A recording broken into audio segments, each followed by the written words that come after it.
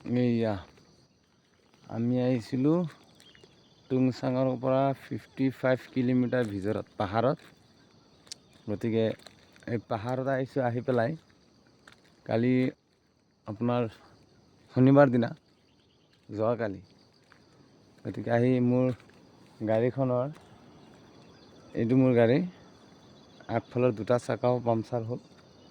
সেইকাৰণে আপোনালোকে যোনে পাহাৰত আহে স্পেয়াৰ টায়াৰ আৰু মুঠতে জেক নোহোৱাকৈ নাহিব। গতিকে মোৰ এটা আছিলে স্পেয়াৰ টায়াৰ, হ'লেও মই মানে লগাব নোৱাৰিলোঁ কিয় কাৰণে মোৰ আগৰ দুটাও পামচাৰ একেলগে হ'ল।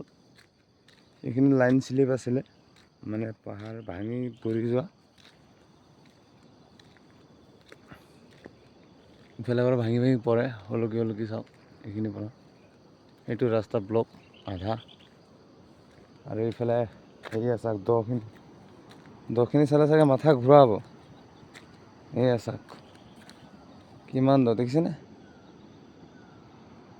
পাহাৰ একো দেখি নাপায়, আন্ধাৰ আন্ধাৰ।